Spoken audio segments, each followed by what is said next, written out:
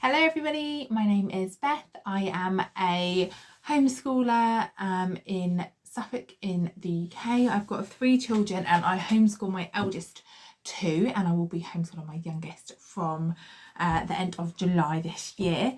And I thought I'd just do a little video today explaining why, as a Christian, I have chosen, or we have chosen, me and my husband, to homeschool, and the benefits and things that I love about it. So I've written notes on my computer, which is here. So if I keep looking over here, that's why. Yes, I have been a Christian and my husband both from when we were young children, and we have been very lucky to go to some brilliant churches, and our eldest 2 children now have made their own decision to be Christians, and our youngest isn't quite there yet, but she loves Bible stories and songs and church and things like that. We're really lucky at the moment that we're part of the leadership team of a new church plant up here in Suffolk. And it's really an exciting journey to be on.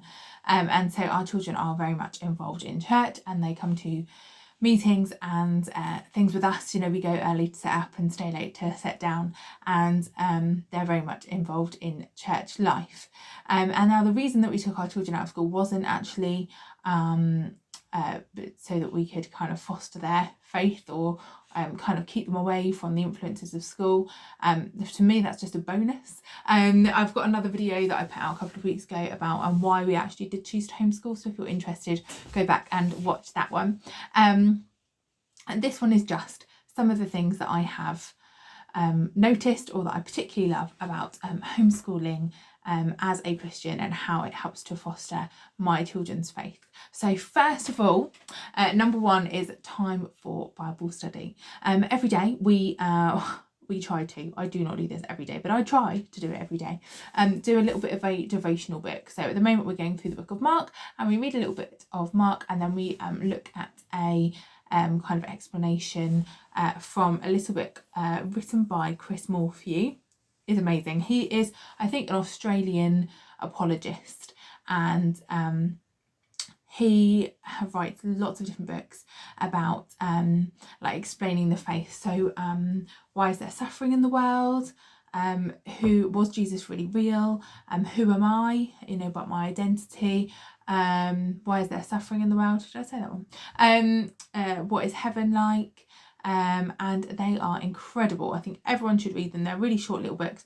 They're just fantastic. And now we're just doing his little devotional one, which is equally as good. So we tried to do that every day. Now, when they were at school, I also tried to do that.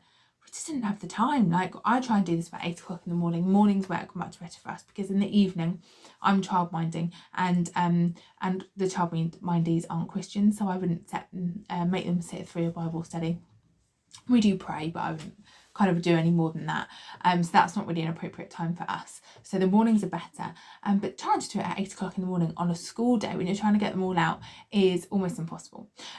So we now have the time to sit and do it most days, and it's lovely. And sometimes it's literally just that, it's 5 minutes. Sometimes it leads into really good discussions.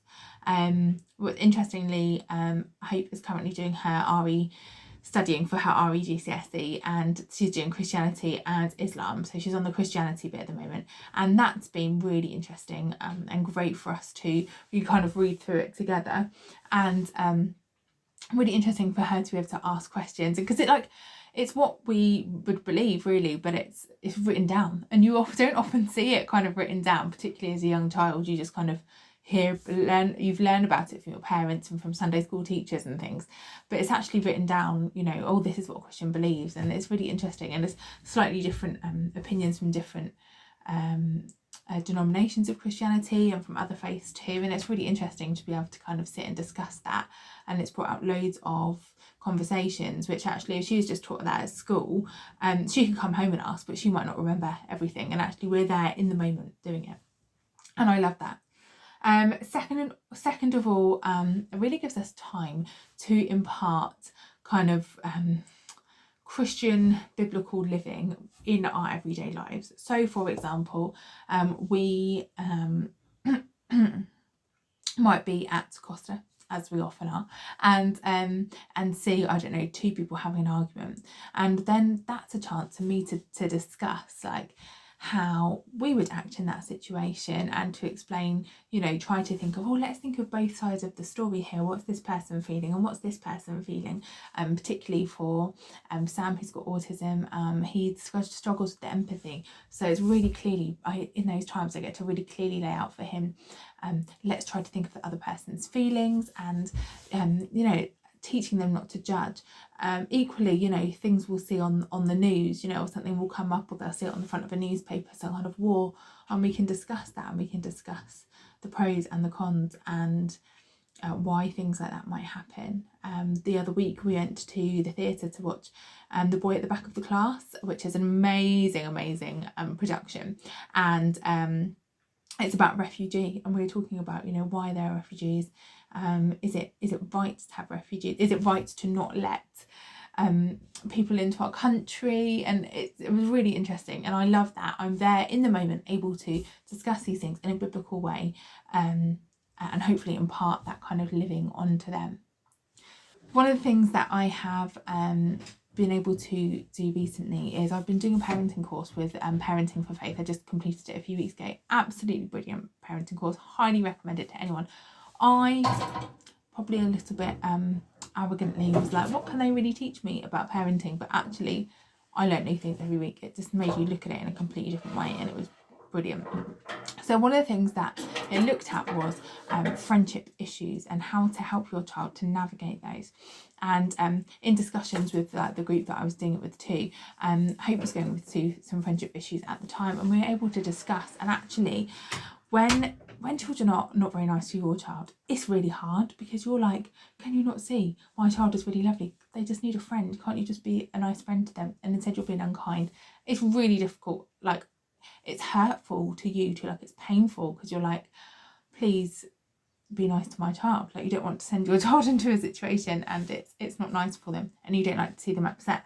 Now, when I was younger, my mum really struggled. I remember when I would have friendship issues, she just couldn't handle it. She would get really angry, like against the other child, you know, and it would be really difficult. And in the end, I just wasn't able to actually share those friendship issues with her, because it hurt her so much. She found it really hard to deal with,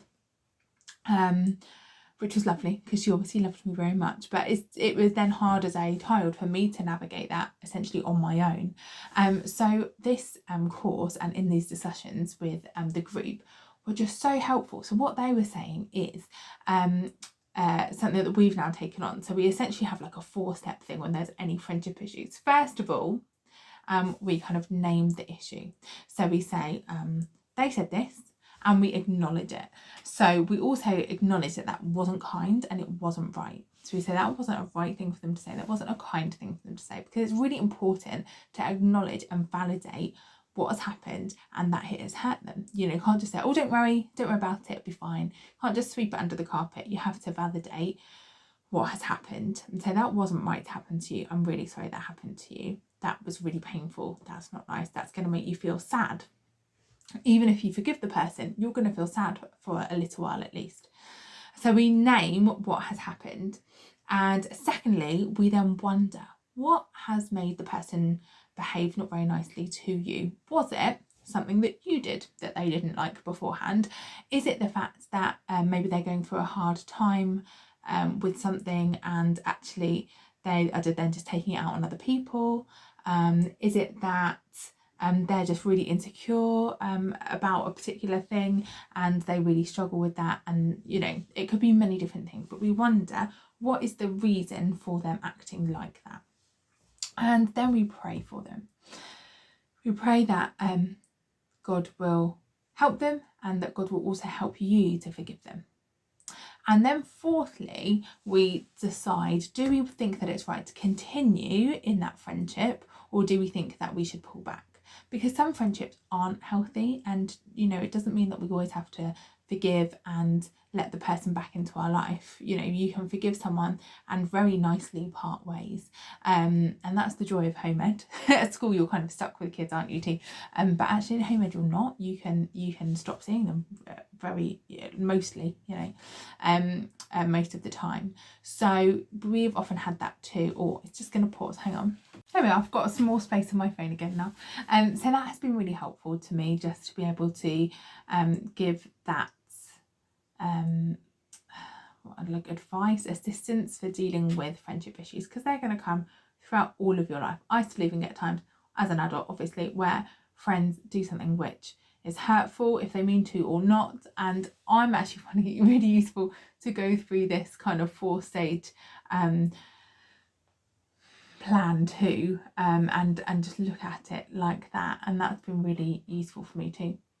Thirdly, the thing I love about homeschooling as a Christian is my children are now away from many outside pressures that you would get at school.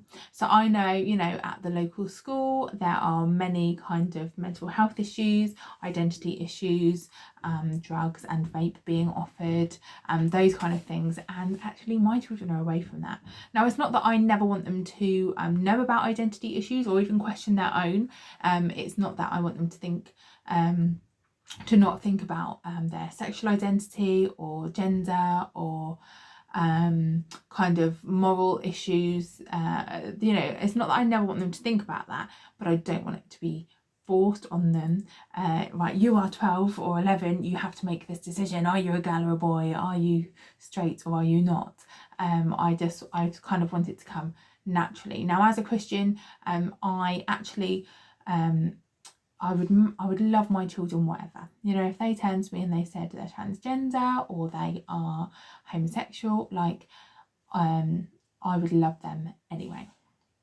But I don't want to force upon them those kind of views.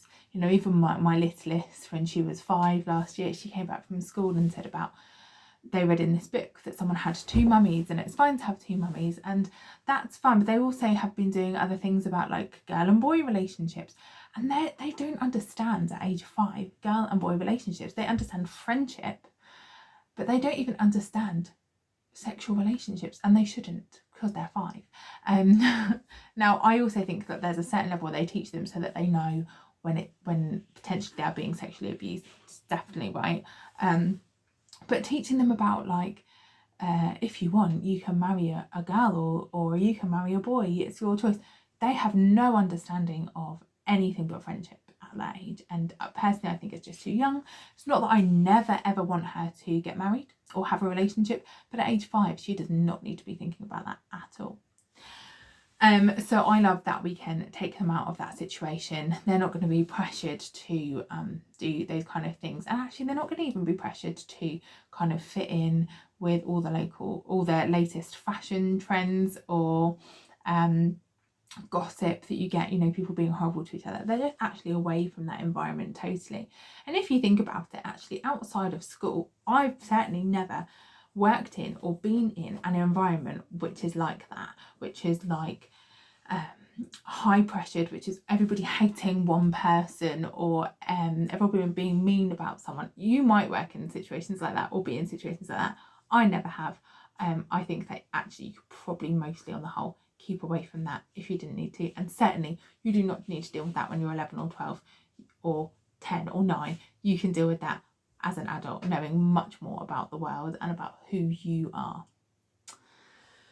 And fourthly, the last one is it gives them time to serve God. So at our new church plant, Hope is the only one that plays an instrument, and she's only on grade 1 piano, so we're struggling. She has been able to play piano in our services, and she's also goes to like a local kind of youth band practice, and she plays at a service there once a month. And it's been lovely that she's got the time that she can dedicate to learning these pieces, really practicing them a lot and serving God in that way. Sam also has kind of learnt the actions and words to like children's songs, and then he's led everyone and worshipped them from the front of church, and it's been really lovely that they can serve that way. And I want to show them that actually they are the church now, that they're not going to just serve in 20 years time when they're adults, but they can serve now when they're children, and that's really, really lovely. So yes, just a few reasons why we love to homeschool as Christians, why I just think it's so good and such a privilege to be able to do this and to give our children this kind of lifestyle. Thanks for watching, everyone. See you again soon. Bye.